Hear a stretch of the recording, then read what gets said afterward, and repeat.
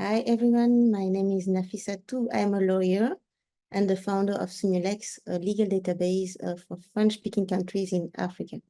So today I have a pleasure to present you this panel on institutionalizing gender-transformative AI governance. What's next for Africa's judiciary? Sorry for my French accent. I'm a French speaker normally. So Lawyer Hub and UNESCO have organized a series of webinars focusing on the intersection of artificial intelligence and the experiences of women in law and women judges in Africa. This webinar today aims to explore the challenges and opportunities presented by AI in legal systems, specifically focusing on its impact on women, judges, and the administration of justice in Africa, and to build a regional community of legal practitioners socialized to issues at the intersection of gender, AI, and technology in Africa. So discussions and perspective exchange during this webinar will contribute toward a finding report, Gender Perspective on Law and AI in Africa, that will be launched at the Africa Tech Festival in Nairobi, like this Augustus, if I'm not mistaken, it's Augustus 2024. The report will guide and contextualize the co-construction of comprehensive solutions and future interventions to strengthen women engagement in the legal tech landscape in Africa. So to just maybe expose a little bit of context of the background of this, series of webinar, you have to know that AI is rapidly transforming various sectors globally, including the judiciary sector in Africa. So the adoption of AI in Africa judicial systems hold great potential to enhance and efficiency, transparency, and access to justice. However, without conscious effort to address gender bias inherent in AI technologies, this advancement may inadvertently perpetuate gender inequalities. This webinar aims to explore how Africa's judiciary can institutionalize gender-transformative AI governance, ensuring that AI deployment promotes gender equity and justice. So the primary objective of this webinar is to engage key stakeholders in a dialogue on the challenges and opportunities of integrating gender-sensitive AI governance in Africa's judicial systems. The webinar will provide insight into current trends, share the best practice, and propose actionable steps for the judiciary to adopt gender-transformative AI policies. So today we have the pleasure to welcome Christine Mutimura Wekesa.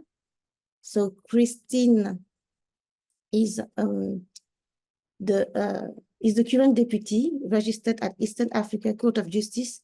She holds degrees in Makerere University, Kampala, an LLM of Human Rights and Criminal Law from the University of Glasgow, and a certificate of international arbitration from the University School of Law in collaboration with Queen Mary University of London. Prior to joining the court, she was the senior legal officer at East African Community Secretariat Regional Integration Specialist, and she's now currently the principal state attorney and legal advisor of the Ministry of Justice in Kigali, Rwanda. She also worked as a prosecutor at the provincial level, Office of the Prosecutor General of Rwanda, Kigali. We'll also host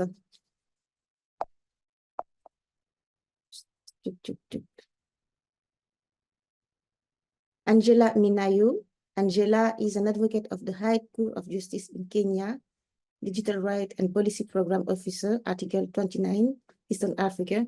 Her priorities in the region include freedom of expression online, accessibility of the internet, and data protection. She's a prominent figure in the intersection of law, technology, and human rights. With an extensive professional profile, Angela's expertise extends to project management, research and policy analysis. She's dedicated to advancing digital rights, gender equality, and the inclusion of minorities in internet governance processes.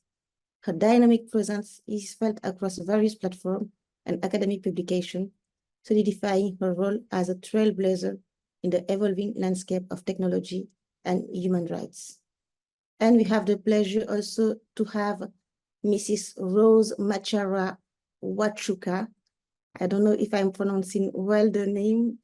Sorry for the problem of pronunciation. So Rose was admitted to the bar as an advocate of the High Court of Kenya in 2011. She holds a Master of Public Policy from the University of Oxford and a Bachelor of Law degree from Moy University. She has served in senior governance position for the 10 last year as an associate constitutional and public interest litigation counsel at the firm of Waweru Gatoni Advocates, and also as a senior foreign service advisor at the Ministry of Education and as chief of staff in the Ministry of Education and Sport, Culture and Heritage. In 2021, Rose was also appointed as chief of staff to the Chief Justice and President of the Supreme Court of Kenya. Voila for the presentation. So maybe my first question would go maybe to Miss Rose Wachuka about the gender impacts of AI in the legal system. So my question now that we know that AI is challenging the or is exacerbating the gender bias, what is made to maybe mitigate the gender bias with the use of AI in the judiciary system? Thank you very much, Nafisa, for the wonderful introduction, and to all the wonderful panelists and those who are following us online. The question is how AI, if I got you right, Nafisa, exacerbates gender biases or mitigates the same. And my reflections on this question is that artificial intelligence technologies and tools are being adopted at an unprecedented pace throughout all sectors. And they are being adopted in the absence of an ethical code and regulatory frameworks that can guide the development and use of these technologies. And therefore, we are exposing users to human rights concerns, particularly for those of us who are vulnerable in the society and those who face different types of biases, including gender, age, ethnic origin, religion, and other political, sexual, cultural orientation. So as we lead technological advancements in our legal systems, my view would be that we have to be very careful not to code gender bias into machine learning operators. A lot has been done already globally to even the playing field by ensuring that internalized gender bias is recognized, confronted, and corrected. And we know that according to a recent UNESCO study on bias against women and girls in large language models, which examines stereotyping in large language models, it is clear that we risk exacerbating systemic biases against women and minority groups in the development and rollout of AI modules. That study reveals, for instance, that most AI tools or languages assign minor or subordinate roles to women and extend the narrative of dominance and leadership in descriptions associated with men. And just this morning, I had an engagement with the director of ICT in the Judiciary about whether we have seen some of these biases when we deploy AI. And indeed we have, because for instance, to describe trauma-responsive courts, which are the SGBV courts, the images that are generated by the AI tools that we have are associated with women. And when we put alternative justice systems or haki mashinani, which is justice leadership in the community, we get images of men.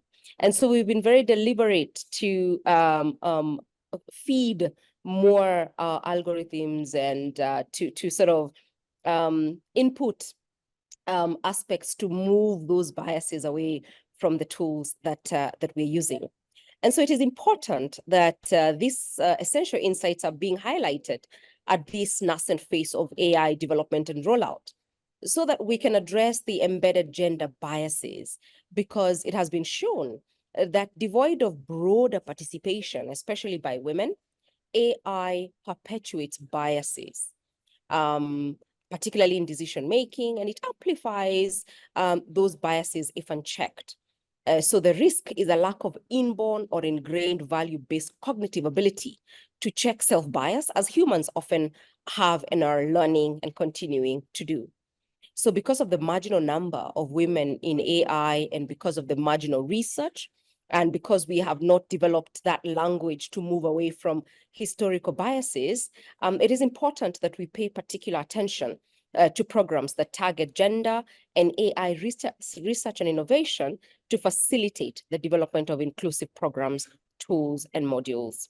Nesata, for us, I have checked the system, and in fact, we have to be very conscious that we are not exacerbating gender biases. And without the right tools, I'm afraid that we will continue to ingrain or claw back the gains that we humans have learned if we are not having a critical mass of gender positive language and language that actually moves away from the embedded stereotypes. Thank you, Rose. But maybe can you please provide it with specific example of bias when AI is used, the bias toward women? I think for us, I've just provided a very real example using the Judiciary website and what we have done to correct those. But I would also say that access to justice lies at the heart of realization of fundamental rights and freedoms. And I'm talking about the challenges faced by women in the legal system and those specific challenges, especially when AI is implemented. And because we know that judiciaries around the world are using AI to support systems that facilitate efficiency in the dispensation of justice, such as case allocation, transcription, or even calculation of risk of recidivism for prisoners. We know that when we do not have data that is conscious of those biases, then AI only gives us patterns and analysis only as good as that data.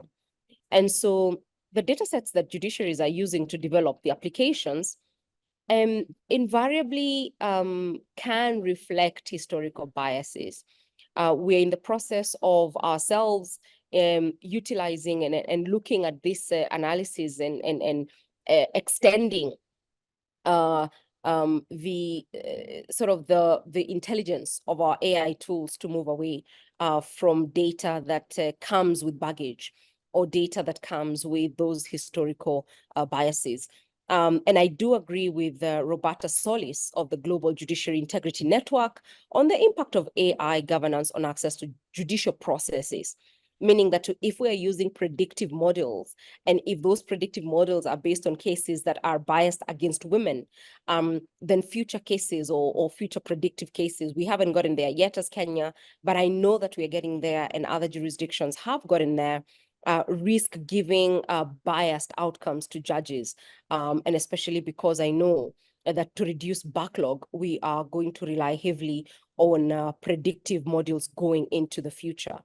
And so some of the challenges include gender bias, gender representation issues, exclusion from the image or word language embedded into AI algorithms and data sets. For instance, only 34% of American judges are shown by AI algorithms to be women. This is a study in the US. And only 3% of the generated images of the word judge comes up with women. And I know the case is more dire for Africa, or perhaps better. I don't know the data yet, but it will be good to see that. But also the gender gaps in data, the gender-based cultural stereotypes that are often reflected in the design and development of AI applications.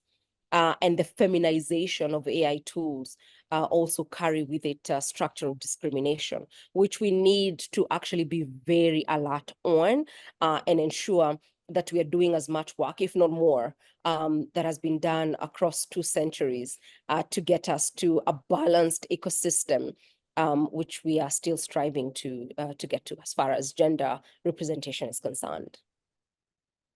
Thank you, Rose. Maybe a question to Christine on the role of AI in enhancing judicial transparency.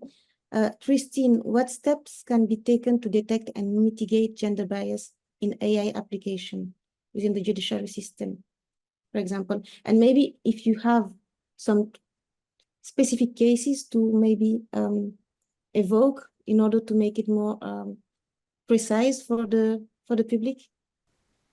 Thank you, Nafisatu. I thought before I get into the aspect of gender biases, you'd allow me to briefly talk about how AI can be utilized to improve transparency in judicial processes, because that is an area that I'm quite conversant with.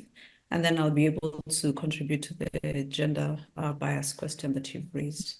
Mm-hmm. Can I proceed? Great. Okay. So how AI can be utilized to improve transparency in judicial processes. Transparency in judicial processes essentially means that the processes involved in the initiation of a court matter, what judges do, the process, and product of adjudication are largely open to public scrutiny.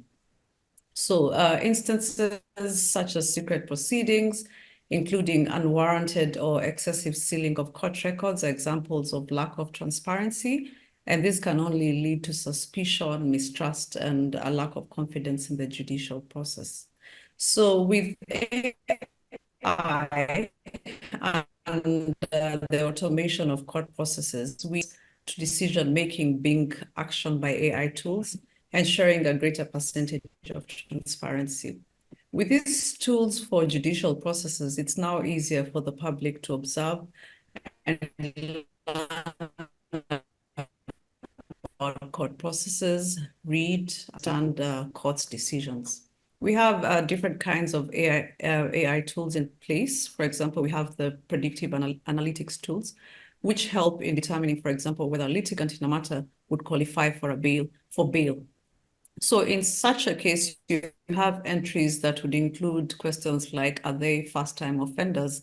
So when they feed some of this information, then the tool is able to tell them whether they could possibly qualify for bail or not. It's also used for determining whether a court has jurisdiction in a particular matter and whether a matter can be filed under certificate of urgency. In the case of the East African Court of Justice, where I work, we have provisions for filing matters under certificate of urgency. And you find that even matters that do not qualify, actually the majority of matters that are filed under certificate of urgency do not really qualify, but litigants will use that to find a way of actually having their matters be given priority.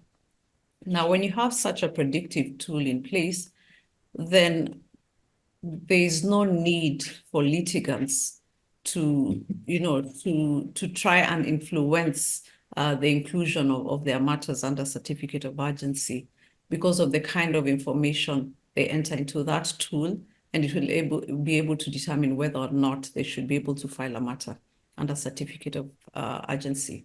So predictive tools they do also result in predicting the timelines or generating decisions of matters. So you don't have so many queries coming up as is the case when you don't have these tools about when a matter shall be, concluded and how these decisions will turn out to be. So with public access and immediate return back of information, a user is able to alleviate concerns of manipulation of processes by court officers, which is usually the case. So we also have document analysis, which uses specific inputs, and you find that these inputs are often consistent. Now, with the use of AI tools for court processes, there is equality of treatment to all before the courts.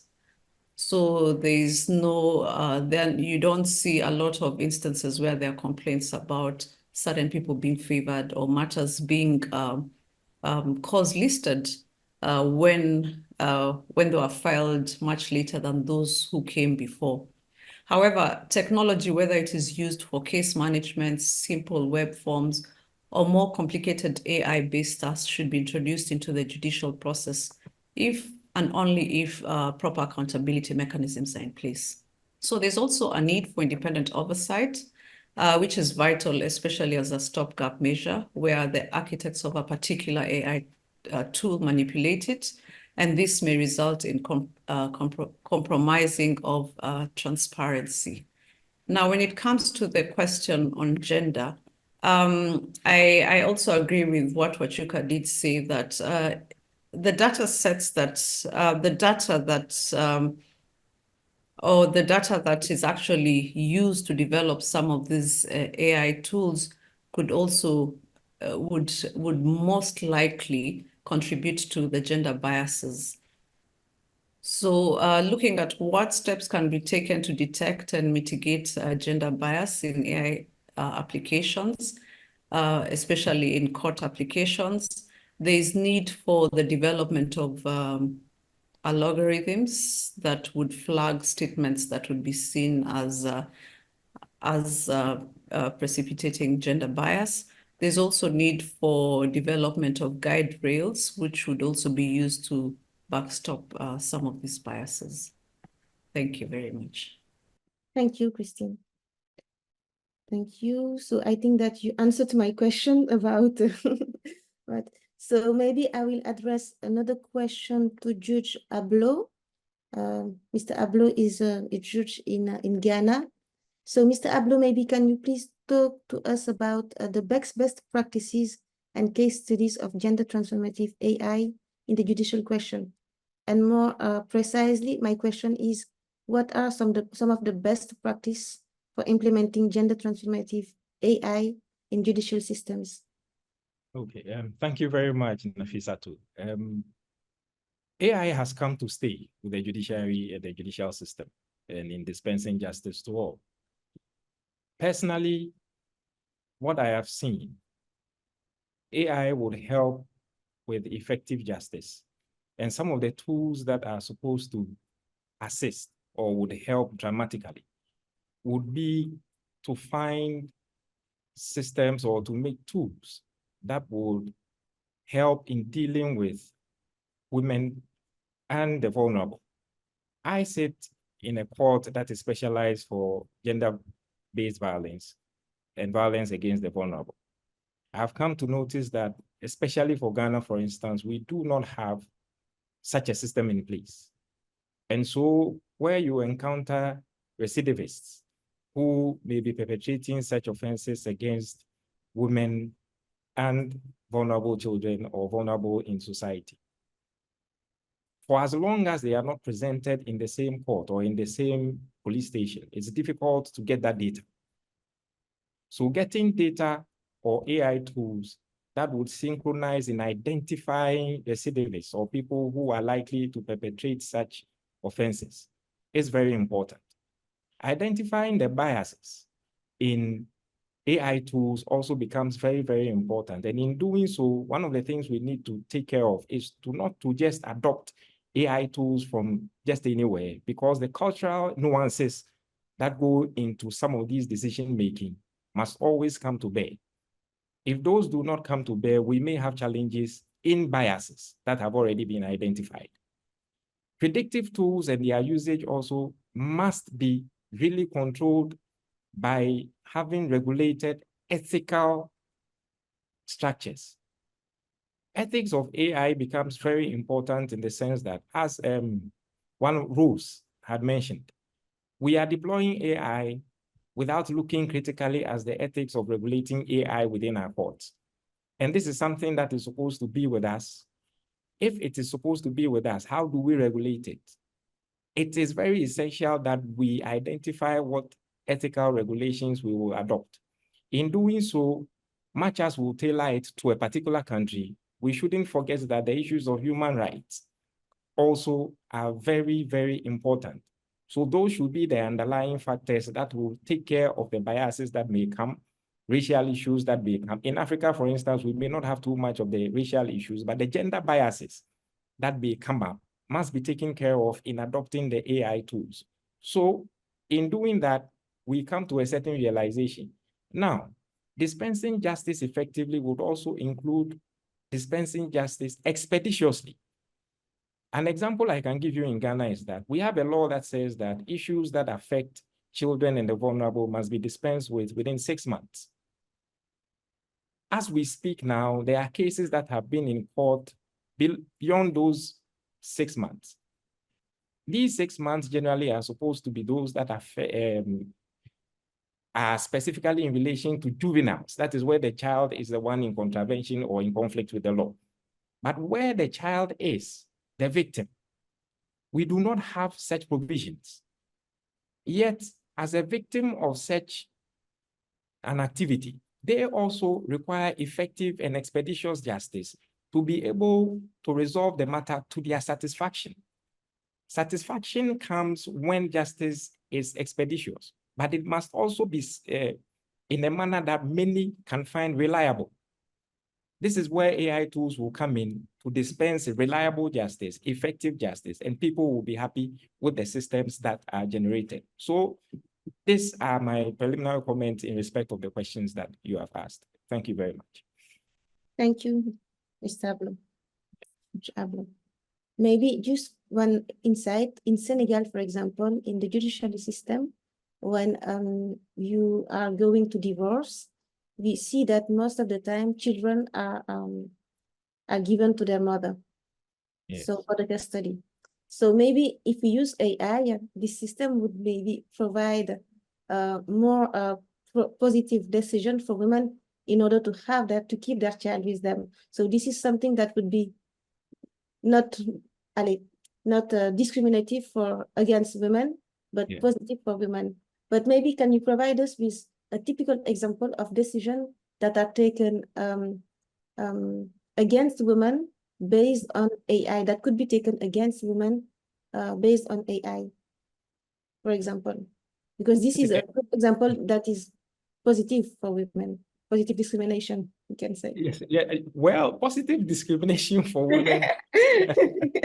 but you also notice that will, in your specific situation, where generally the idea is to look at the woman as the preferred choice for custody battles. Yeah, yeah. But that would require a certain nuanced consideration beyond just the person being a woman, because then where the person's competencies in terms of mental capacity, in terms of physical abilities, in terms of provision and empathy for children comes in. So yes, the underlying decision-making is women are preferred. And in the Ghanaian law also, the first consideration is that women are preferred for very young children. Yeah. So that where the person is beyond the very young stage, now other considerations may be made.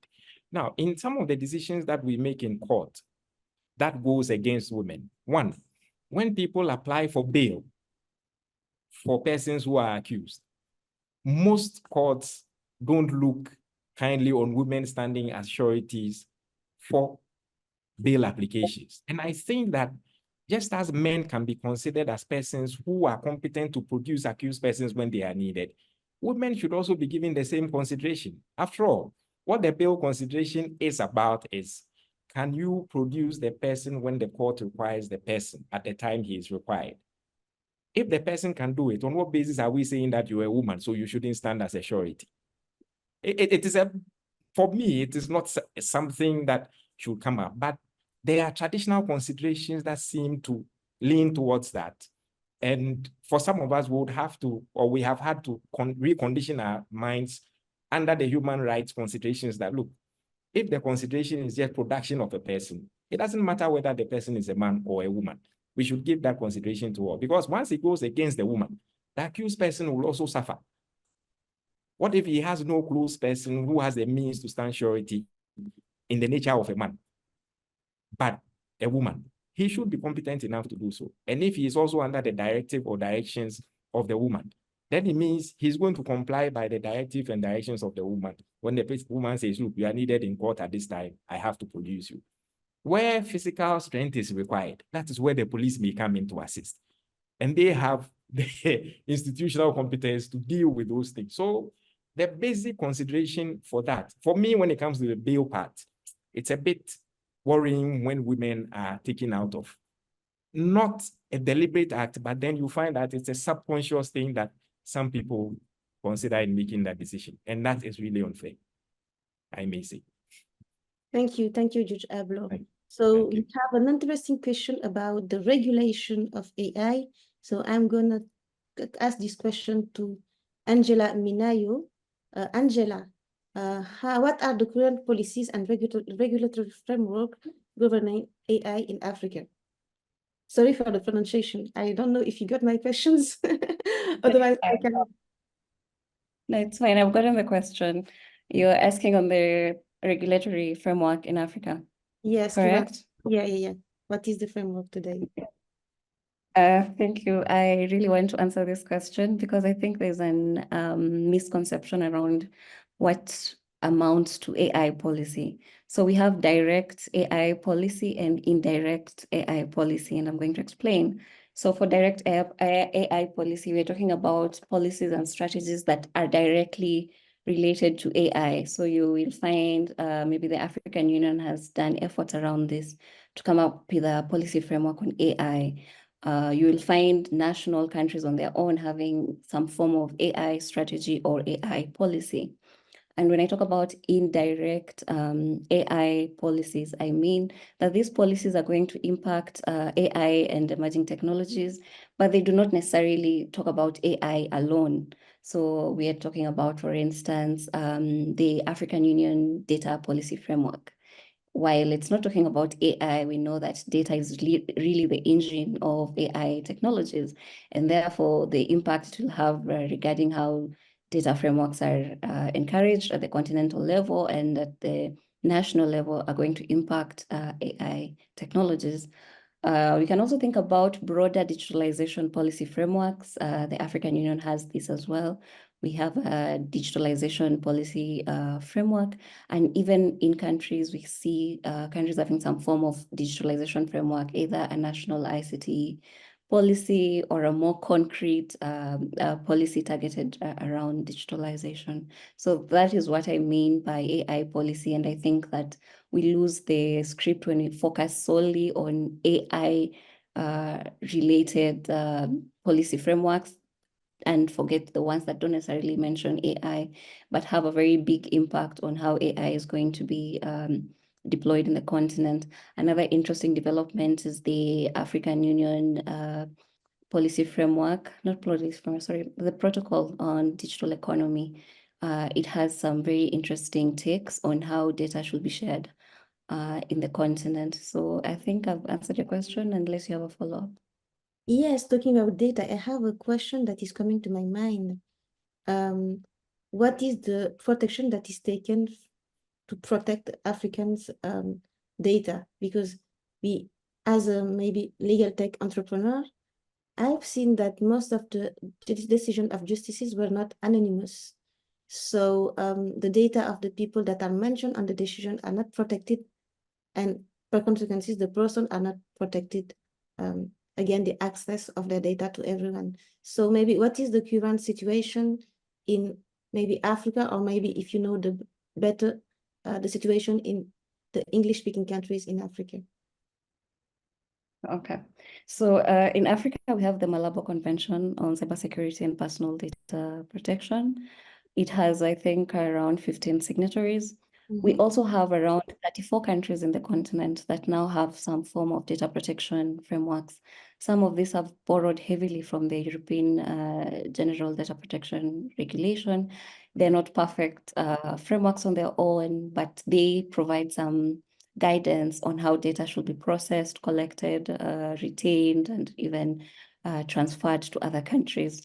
Given that judiciary is an arm of the government, it then looks very different how judiciary is going to go around this, because they're not exactly a corporate body. So we're expecting more compliance with data protection, but also more reliance on maybe exemptions or exceptions to data protection regulations. It's also going to be very interesting to see how the new emerging tech approach to data protection will look like. We've seen it work in the traditional forms of how judiciary has been working, and I'm going to explain. For instance, where there was a child who is being, taking oath and giving a testimony, they would close off the court and say, you cannot attend this proceeding because of the sensitivity of the matter. And so we're going to see a replication of that in some form in judiciary systems. So it's going to be on a case-by-case basis, and also how that will be balanced with the public's right to know, especially when, for instance, you're looking at public records of maybe leaders or political leaders, and maybe people will want to access these court documents. And given that we are taking a digitalization approach, ideally this information should be easily accessible on digital platforms and things like that. So in the continent, we have countries that have their own personal data protection frameworks. And we also have the Continental Framework on Data Protection, which is the Malabo Convention. Thank you so much, Angela, because I'm talking about data protection because it's very intertwined with AI, because to feed and access to AI, we need to have a lot of data, and we did not talk too much about data, which is maybe the main problem with that we will have with AI. So maybe coming back to gender inclusivity, maybe can you explain what are the challenges that African countries will face when implementing gender inclusive AI governance? Definitely, sure. I love this topic. I've worked on gender and technology for the past 2 years before I joined Article 19. So this is a topic I'm very comfortable with. What the challenge we're having with AI systems is that gender data is not being part of is not well incorporated and included when training these models. And that's why we have the gender bias problem with AI. I think for judiciary to really have a transformative AI governance, we really need to go to the training modules. We go to the source of the innovation themselves, even before we go to how the systems are going to be deployed. And when I say we need more gender data, I'm not just talking about having more data on women. I'm also talking about looking at how this data is collected. Because even the data collectors could be biased, and we end up having biased data training the AI models. So I would call for first having a lot more emphasis on having gender data in the training modules for AI. Another part should be inclusion of women and minorities in AI strategies and policies that are being made by at the judiciary level. Why? Because we need a multi-stakeholder approach to this. I feel like if we leave it to courts and the judiciary to come up with strategies and intervention, we might end up having a more efficacy biased approach and not looking at the whole picture, which will include gender, for instance. I'll give you an example. Even as we want to have AI governance, be part of the judiciary transformation, are we thinking about the unintended consequences of having AI being used in the judiciary?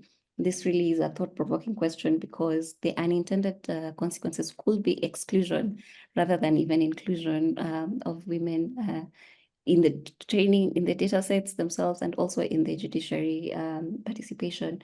We also need to stop looking at women as a monolith. Women are very much distinct. They have their own sub-distinct groups. Are these judiciary digitalization efforts accessible to persons with disability, for instance? Are we alive to the connectivity challenges that the continent still faces? So I'll just throw that out there and listen to what the panelists have to say.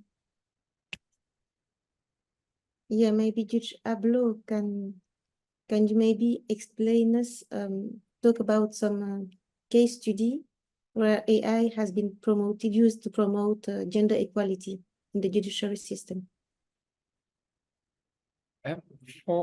For Ghana, we do not have that. Yes, for Ghana, we do not have that data.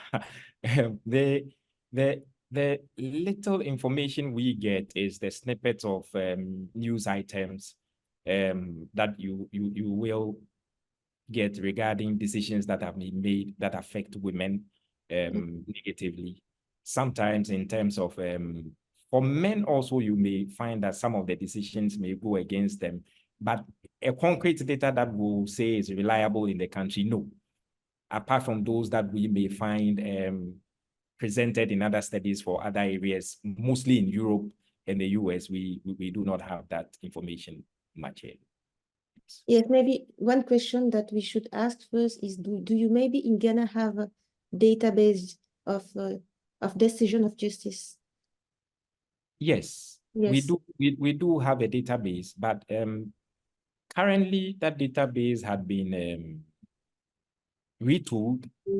So in my readings and research, I find that Ghana is taking a lot of learning from what India did a few years ago, where a new chief justice is appointed.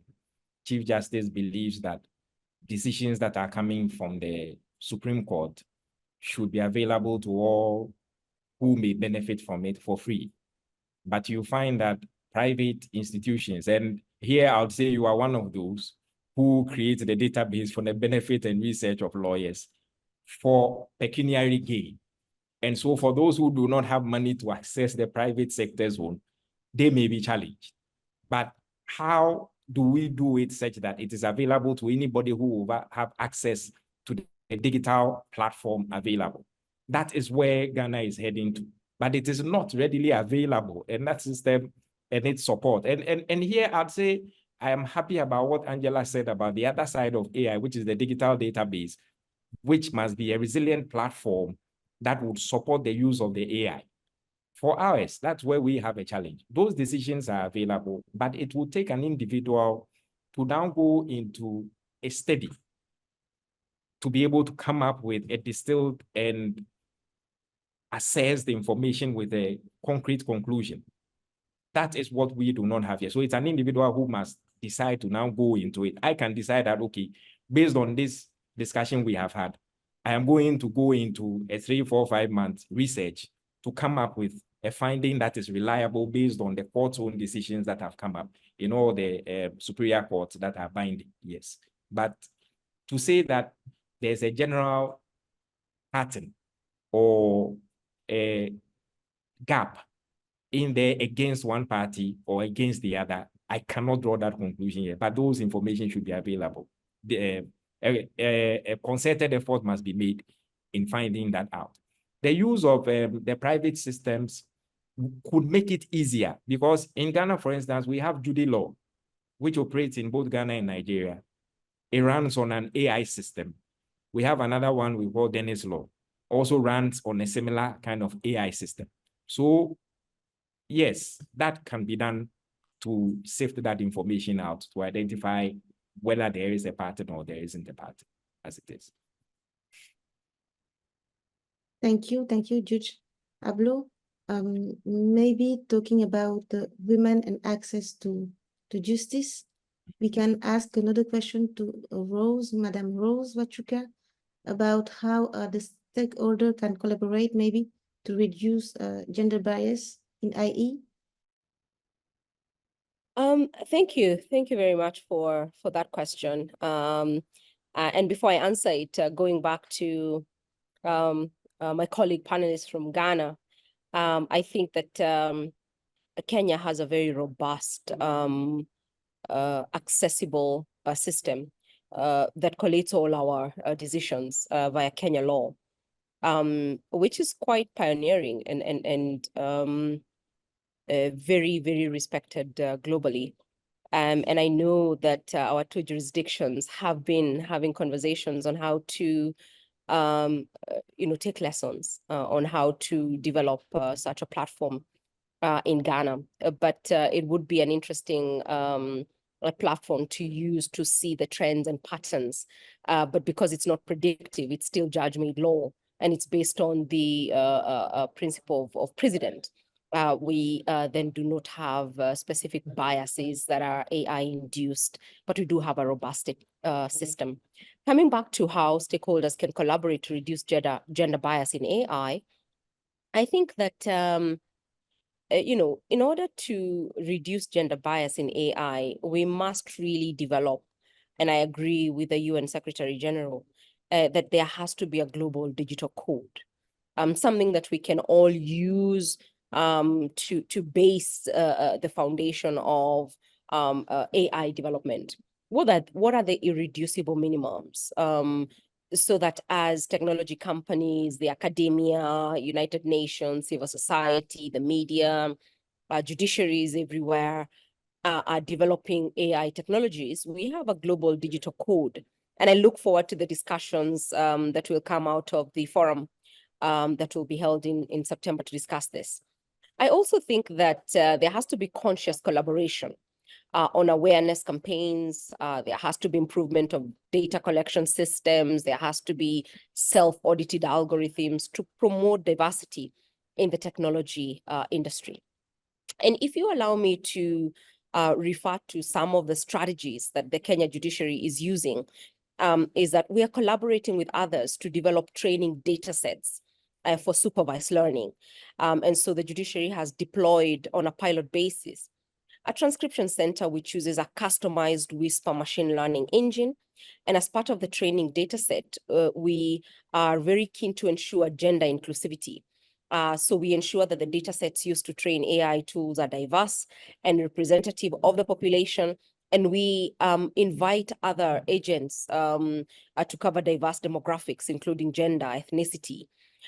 So one of the aspects that we can tap into is allowing sort of organic systems that then can be co-shared, that are very responsive and that have inbuilt gender inclusive patterns. The other aspect is consultation. The Kenya Judiciary is consulting with stakeholders, for instance, as I indicated earlier, that some of the images, AI-generated images used in our various platforms were not gender sensitive. And so we are currently working with others on replacing them with more gender-sensitive photos.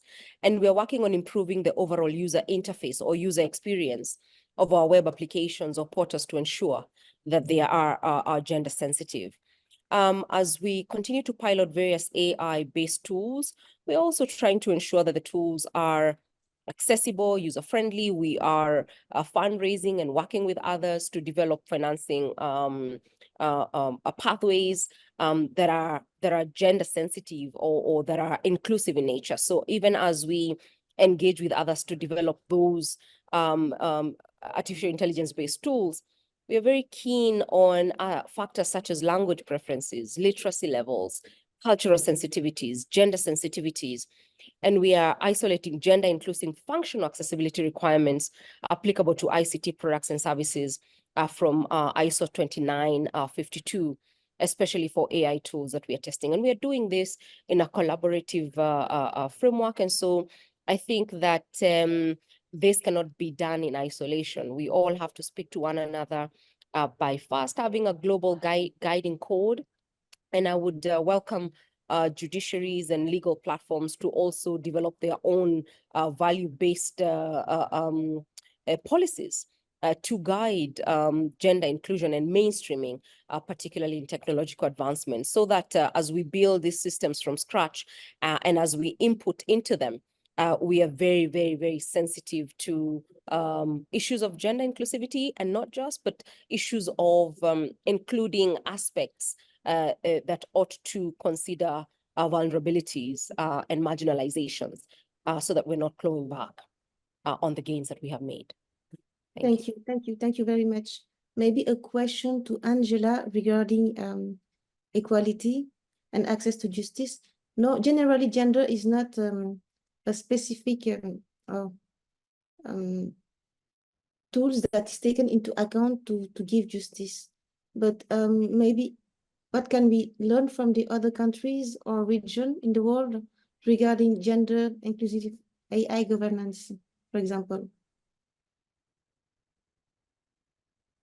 I think the most important thing we can learn is about being intentional about mainstreaming gender into AI discourse, not just policy making, but just AI debates. Some of the things that are being done is even having gender aspects in human rights impact assessments.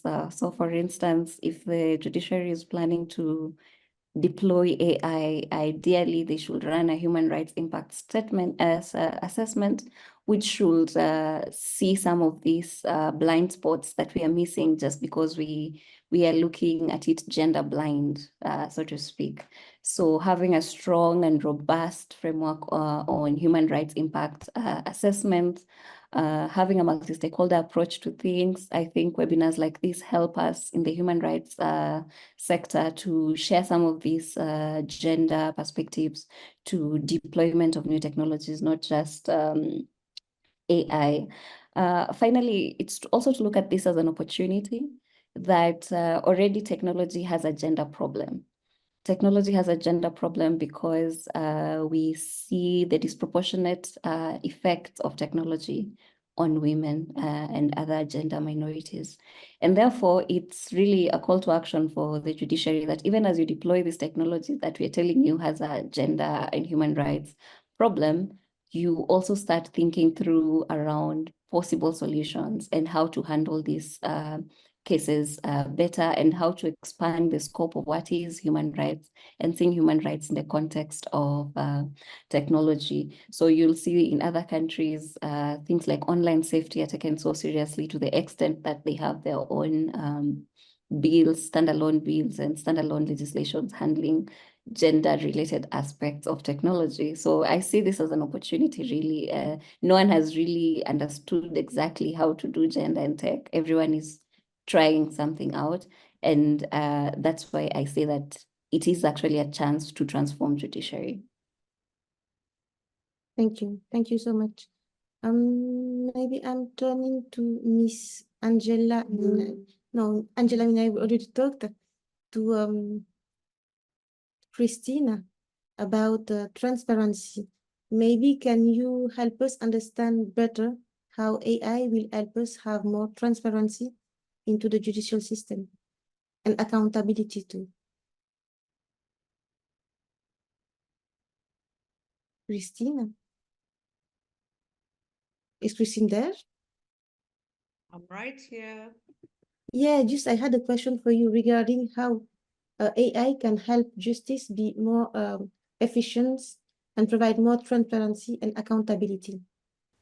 Yes, I think previously when I did talk about how this can ensure transparency, I did mention exactly what we understand as transparency, and that is ensuring that the processes involved in the initiation of a court matter, what judges do, the processes and the product of adjudication are largely open to public scrutiny. So, for example, if you are filing a matter before the court, so you're able to do it through the available platforms, and there is no need for an interface with an individual because all the information is presented on the available tool.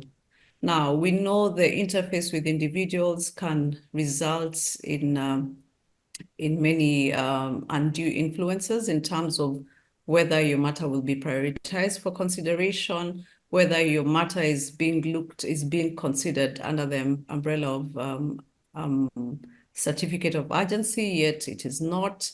And there's also other issues like issues of jurisdiction. And with the use of AI tools, for example, in the East African Court of Justice, we are only able to determine whether court has jurisdiction to handle a matter once the file is before a judge. Now, with the introduction of an AI tool that would ensure that before a judge handles a matter, then the tool is able to determine whether or not the court has jurisdiction to handle that matter, then I think that would also simplify, the court processes. Now, the other thing is that beyond that, we also have the issue of document analysis, which is undertaken by AI tools. And in that case, you don't have to have other concerns of whether there's been unfair, or undue influence in the decision-making of your particular case file. So with such tools in place, then users or court users or litigants are able to know that there's been a fair approach in the determination of their matters. Now, we also see issues of decision-making. For example, in terms of we have seen cases where we have AI tools that help in decision making, but there's also a concern when it comes to matters concerning human rights and allowing for AI tools to determine these particular matters. So AI tools are very vital when it comes to ensuring transparency in court processes, because there's also the aspect of equality of treatment to all before the courts of law. So in this case, it's all left to an AI tool to determine the outcome of your matter, or whether your matter does qualify to be scheduled for hearing. I just wanted to talk about something that was talked about earlier, or mentioned briefly by Rose, about the need for a code. And I wanted to talk about what exactly we would see in this kind of code, or what we'd call an ethical charter on the use of artificial intelligence in judicial systems. So with the use, with the adoption of such a charter or code, then we are able to ensure that the design and implementation of these tools and services are compatible with fundamental rights of individuals and groups. Now, there's also the issue of non-discrimination, and I think that is where the gender issue comes in. So with such an ethical charter, we're able to specifically prevent the development or intensification of any discrimination between individuals or groups of individuals, or even based on whether it's sex or age or race. Now, it also assists with quality and security, or ensures that we actually have quality and security when we are utilizing these kinds of tools. And with regard to the processing of judicial decisions and data, we use certified sources and intangible data with models conceived in a multidisciplinary manner in a secure and technological environment. Now, looking at transparency, impartiality, and fairness, then this charter would require that we make data processing methods accessible and understandable, and also authorize external audits, which I think is a very key component when utilizing AI tools. Now, there's also the issue of underuse control. So in this case, you preclude a prescriptive approach and ensure that users are informed actors and in control of their choices. However, I just wanted to say that there's no guarantee that AI-assisted courts, for example, or other aspects of the administration of justice will be compliant with fundamental values, such as judicial independence, non-discrimination, and ultimately the rule of law. And this could also be based on the fact that these tools are also developed by individuals. So that now brings the issue of guarantee into question. So with that, I think those are my submissions on the issue of transparency. Thank you. Thank you so much, Christine. We're going toward the end of this very interesting conversation. We've talked about the problem of access to justice with AI and the gender role, the gender discrimination that exists with this access of justice and the use of AI. The justice taken without women, we've seen this aspect also, and maybe the danger that exists without the presence of women and the use of AI. And we've seen also the problem of data protection that arises, especially when women are involved with AI in the judiciary system. Maybe I'm gonna give the floor now to Jorge, since I have to leave you, unfortunately. Jorge will have the pleasure to lead the panel discussion and conclude this panel. Thank you, Jorge. We cannot hear you. Now you hear me properly?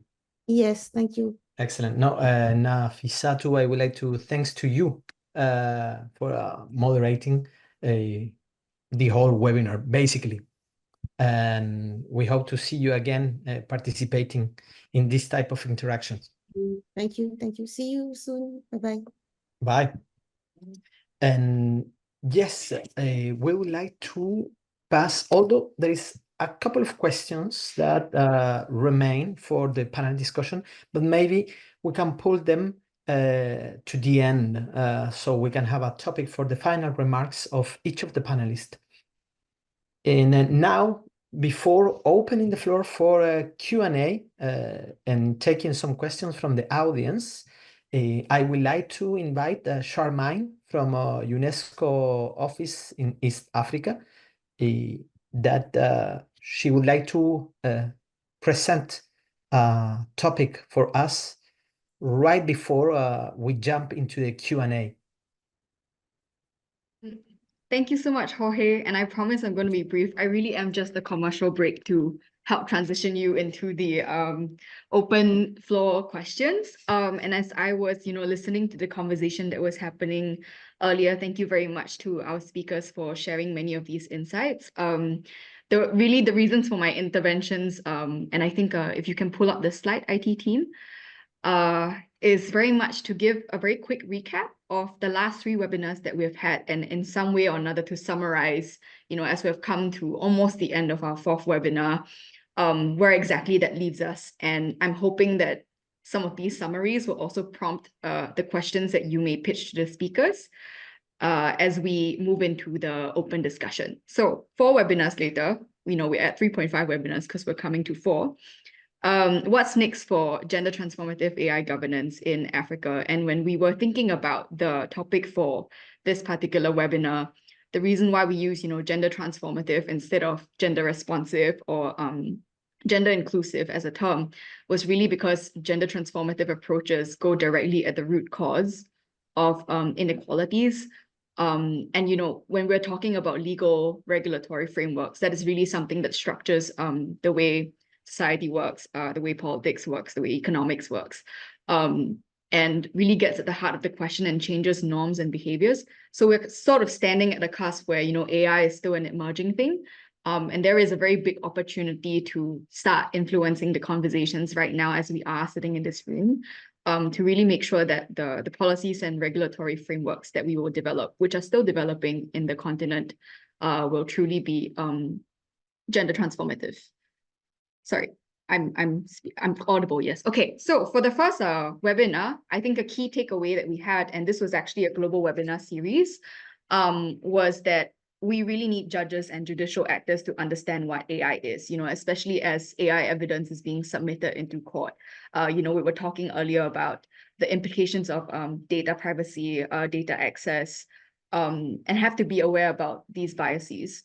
The second thing is that if judicial systems choose to adopt AI within the decision-making processes, as we've also heard, this is sort of unevenly adopted across the continent right now, but, in Kenya at least, that we learned from this webinar, some courts are already integrating AI into some processes that are going on. So there is a responsibility of courts to ensure that the data that is being used is secure and sufficient. And then finally, I think a very strong takeaway from this first webinar was that AI tools are just tools. So we will never have the AI replace judicial actors, lawyers, judges, because decision-making still has to lie on the human itself. And then for the second webinar, we were talking a lot about gender and technology. So if you think about gender, AI, and law as sort of a triangle, we were moving across the different points of the triangle in this webinar series. So the key takeaway from this, which focused on gender and technology, was that indeed, as you have heard again from our speakers today, there are gender biases in the data, and this is perpetuated through AI, and we have to be aware of that. Why does this happen? Because women and also other gender minorities are generally underrepresented in legal and tech sectors. So there's a need to increase funding, training, to increase representation, increase the diversity of people who are developing this technology. And this is also the role of governments and international organizations to make these environmental and structural changes around the tech and legal sector, so that as the conversation we're having today is, we move away from the systems that continue to perpetuate these same biases. Okay, next slide. And then that brings up the webinar 3, where we moved across the triangle to look at gender and law. And basically, the conclusion was that Africa needs more gender-responsive laws. At the moment, we're still facing issues with weak legal frameworks, laws that perpetuate gender discrimination, and many of these are really colonial and historical legacies. So when we're thinking about what is the role of the judiciary in spearheading and leading gender-transformative AI governance in Africa, a lot of it has to do with, we need to survey what we have, we need to review the existing laws, we need to see where some of these gender biases are being perpetuated, and we also need to reform those things, even as we're moving towards this next age of AI. Secondly, there is a need to improve access to justice for women and girls who very often are the ones who also lack the means to seek justice from themselves.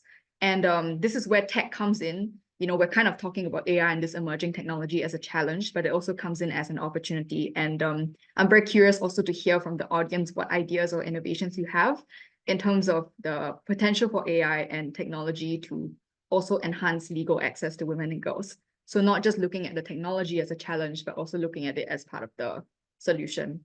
Okay, next slide. So all of that brings us to today, and then I will stop my commercial break, next slide, and go and give you the time to pitch your questions. So we're really moving from defining the problem, which we've done very well over the last 3 webinars, into institutionalizing the solutions. And again, that gets into why it is titled the way it is today. I think we've already addressed some questions about the role the judiciary plays in advancing responsible, gender-transformative, and human rights-based AI in Africa, particularly by remarks also from Angela on these policy and regulatory frameworks. But a question that I'm really curious about myself as well, and maybe just inviting some personal reflections from our speakers here today, is to what extent are Africa's judicial systems ready to administer justice and uphold human rights in an age of AI? And if not, what needs to be done? How do we get there? And then the third thing, which again, as I said, opening to contributions from the floor as well, what best practices and innovative solutions for AI governance have emerged from the region that any of you know about, which can be shared and replicated? And if not, is there a particularly inspiring example from somewhere else in the world that could be adapted for the regional and local use? And yes, okay, as I've already mentioned, how can we make technology part of the solution instead of just talking about it as a challenge? So I'm just going to leave it at this slide. I'm hoping it would prompt some thought, some discussion, further questions in the chat, but also just inviting the speakers to, if you have, any of your reflections on some of these issues as we concretize the next steps for Africa's judiciary. And handing my time back to Jorge. Thank you for listening to my brief. Charmaine, thanks to you. I think it was an excellent brief, and I really like it, the way you presented the reflection of the webinars in the form of a triangle, how we move from one corner to the other. And I think we should keep that slide on the screen, and maybe move to 2 or 3 questions from the audience, and then closing remarks from the panelists regarding the topics that Charmaine briefly presented.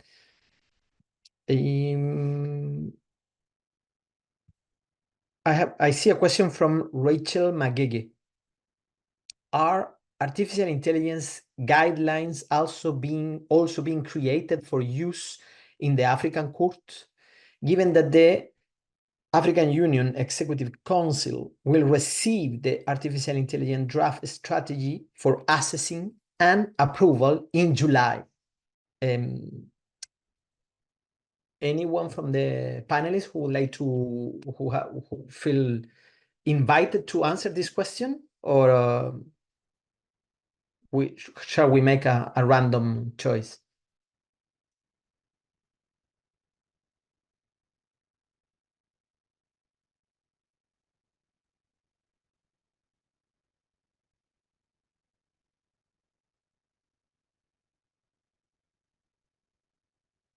Sylvester or Angela, for example? Yes. Can Thank you very you? much. I think you can read the question on your side. Yes, Excellent. AI guidelines also being created to be used in the African court, given that the EU Executive Council will receive the AI draft strategy for assessing and approval in July. I can speak to the Ghanaian situation as it is now. Okay, so in Ghana, we acknowledge the need for the use of AI, but there is a certain hesitation in accepting it. And this is where I would agree to one of the panelists saying that in the previous webinar, there was a recommendation for judges to be continually exposed to AI issues and the conversation, because that then makes it easier for accepting and adopting. There are aspects of a justice system that adopts AI tools, especially for fighting crime and criminal activity at the ordinary level of fraud, for instance. That is easy to do. But where we are talking about accepting it in the main court process by way of evidence and whether it is genuine or fake, those are the issues coming up. Writing addresses to the court by a lawyer using AI-assisted tool, we have no rules regulating that. Using the tool that may demonstrate some kind of biases and prejudice, as we have said earlier, those things seem to have created a certain level of hesitation. But there's a general acceptance that this can lead to a more efficient system when it comes to the predictive side and openness and transparency. Who is developing the tool and the reliability of the tool is now the question. If we are able to trust that, that will be easy to accept. The few people I've had conversations with, everybody accept that this is a good thing. It will enhance speedy and effective justice, except that we are hesitant in knowing the source and the prejudices and biases that may be coming with it. Generally, there's a certain acknowledgement that this is a good thing. In terms of the human rights aspect, that has always been in efficient use for us as a country. Human rights has always been the bedrock of our judicial practice. There may be a few instances of mistakes and errors here and there, but generally across board, the considerations of human rights are always there. And then also the fact that we even have set up specialized courts for gender-based violence tells a story that this is a country that recognizes the fact that these things do exist. Unfortunately, these courts do not have the backbone of connectivity to be able to work together for easy transparency, transmission of data and comparing data. And that's where I was talking about the issues of people who are repeat offenders, for instance. He may be charged and convicted in one court. He may be taken to another court in another region. That information about the conviction might not be available to that court. So that backbone and the use of digital tools and the AI tools to help in dealing with these things are all needed. So yes, for Ghana, I can say for sure that this is where we are, except we haven't really set up any particular rules or regulations or governance system for its use because we haven't agreed to what level we are going to accept it yet. Okay. Thank you, Sylvester. I would like to pick another question from the audience. This time is from Rachel Yatodo. And the question is, what are some of the techniques that are used currently in Kenya or somewhere else in Africa to enhance and regularize artificial intelligence use in Kenya or somewhere else in Africa? Who from the panelists would like to address this question? Christine, Angela?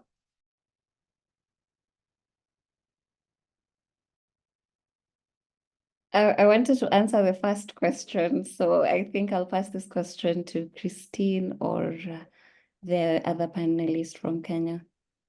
Okay. If question. Hello, are you there? This is Christine. Kindly. Christine, because we hear you really low, but now we hear you properly.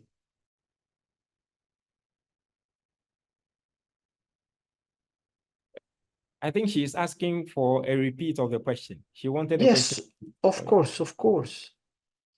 The question is, what are some of the techniques that are used currently in Kenya to enhance and regularize the use of artificial intelligence in Kenya or in Africa in general? All right, maybe I'll speak about the East African Court of Justice. Ours is a regional court serving about 8 partner states. And AI is definitely a new kind of intervention for most of the judiciaries in the region. And we are all at different levels of advancement in terms of the use of artificial intelligence. Now, as a regional court, one of the things that we have tried to do is provide platforms for engagement on emerging and current issues involved or regarding the use of AI in the judiciary. And these platforms, we have one that was scheduled to take place sometime this year, and it was to be sponsored by UNESCO. So what happens is that we usually invite experts in the field, and their work is basically to appraise participants on the role of AI in decision making, in court processes, but also what benefits it would bring to the judicial process. But we also use these platforms for exchange of information as well as exchange of experience. And we use this as learning opportunities. So where we have advancement in a particular country, then we are able to borrow experiences from there to improve the use of AI or adopt the use of AI in our judiciaries in the region.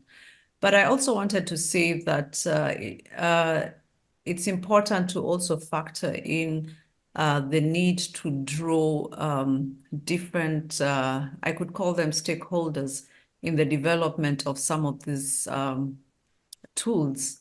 Now, if it's a tool that is used by a judiciary or for purposes of court process, then the development of these AI tools should also rope in the judges, the staff, as well as the end users. Because these are the key users of these tools, and roping them in would at least facilitate the provision or aspects of the tool that would regard the actual processes and what it takes to actually, whether it is to file a matter, to decide on a matter, and also issues of gender discrimination and other forms of concerns would also be factored in when developing these tools. I also wanted to mention that the benefit of such kinds of engagement is that a lot of people still view AI from an alien perspective. So this need for familiarity. So with such platforms, then you're able to assist in helping them realize, first of all, the benefits of the use of such tools for court processes. But most importantly, as a region, I think as we try to adopt these AI tools for our processes, it's important that we also have, like for the East African community, a regional code or a charter that would be used to govern the use of these tools. Thank you very much. Thanks to you. Thanks a lot for the precisions. And I think before going to the final remarks, we would like to take one last question from the audience, the people who have raised their hand. Let's see if we can hear from Emmanuel Manguera. Can we read or hear your question?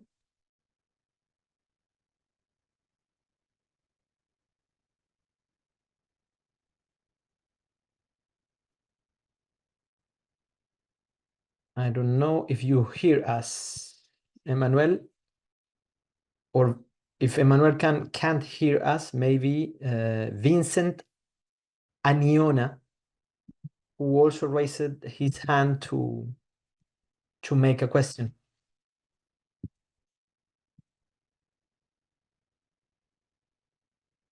It seems, Christine, you raised your hand. Please go ahead.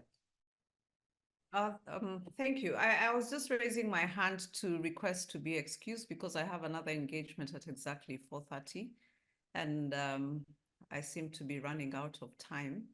Okay, So no worries. Kindly leave the meeting, and I want to thank you very much for the opportunity to participate in this webinar. There's been a lot of learning on my side, and I hope we'll have other opportunities to also engage on AI. Thank you very much. Thanks very much to you, Christine, for your participation. Well, unfortunately, it seems that Emmanuel and Vincent, they cannot manage to share their question with us. So maybe we can jump into the closing remarks from the panelists. And I think for the closing remarks, we can go one by one. Angela, then Sylvester, and then Rose. Angela, are you there are you still with us? Yes, yes, I'm still here. Thank you. We have four topics that or four very large and at the same time specific questions that were proposed after the reflection of this series of webinar. What is your approach? You want to take one, or you want to have a 1 minute overview on all of them? The four questions that are on the screen? Yes. Okay. I wanted to handle the one on best practices and innovative solutions. Please imagine that you have 1 minute to share Okay. your thoughts about this. Yes, so I think we need to have a paradigm shift when we're thinking about AI regulation for judiciary systems. It is beyond just having an AI guideline, for instance. If we want to really transform the judiciary using AI, it takes a multi-sectoral approach in terms of policy and legislation. So you're looking at data governance policies, you're looking at data protection regimes, you're looking at how tech companies are being regulated, because these tech companies are the ones who are deploying and innovating tools and solutions for the judiciary. So I would say that having an AI guideline for the judiciary is not enough. We need this cross-sectoral approach. And I'll give an example of Kenya, because the Kenya Bureau of Standards has come up with a draft AI code of practice for developers. And I think it's a very good approach because it's actually speaking to the tech developers coming up with the tools related to AI. So I just wanted to say that it cannot just be an approach from the judiciary side alone. It is way more interconnected. Thank you. Angela, thank you very much for your intervention. And yes, I think one of the take-home message of this series of webinars is that with the panelists and the audience, we have all agreed that, as you said, the approach needs to be multidisciplinary and multi-stakeholder. We cannot remain only on the technical side or only on the judiciary. We need to create this instance where different disciplines get together, discuss, and try to design and make uses of artificial intelligence that respect certain codes of ethics.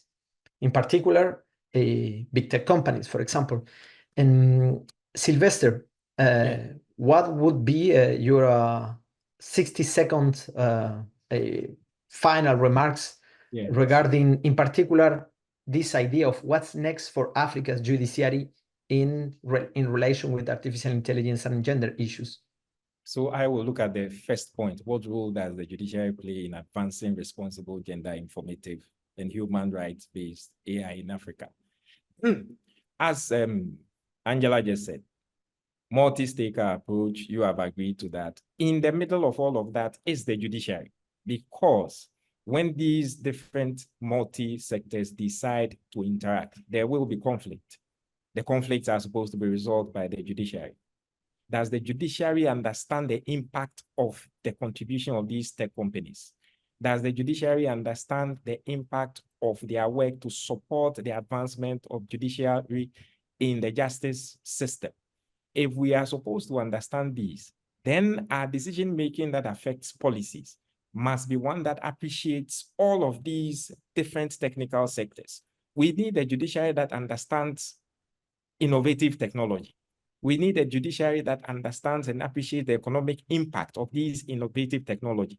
Most of the time, you find that judges do not even want to approach technology and new technology. We are a bit averse to those things. Yet these are the things that we need. It's very easy to find some judges here in Ghana who wouldn't even know how to use a laptop. Now it has become a requirement for employment into the judiciary that you must at least have a certain understanding. That opens the door in making sure that all the things we are talking about, human rights, this and all that, there are components of it when our lives are impacted by the virtual world. Ghana now has a Cybersecurity Act. We have electronic transactions. These are all components in helping us do this. So I do agree that the judiciary needs to appreciate these technological advancements and their impact in enhancing judiciary effectively and access to justice. Finally, if we do not do that, we are late in the day, because almost every aspect of our lives are going to be impacted by the virtual world and technology. If we don't do that, we cannot help in the advancement. Human rights and all that we are talking about will not meet any end for us. Thank you very much. Thank you very much to you, Sylvester, and for presenting the idea and connecting with the concept that were previously presented, and the emphasis you put in the people working in the judiciary system, getting the hands dirty in somehow to understand the advances in technologies, but not only, is that even going further to use it, and by using them, understand their limitations and their potential negative consequences. I think that's super important. Thank you. Finally, we'd like to invite Rose. Rose, are you there with us?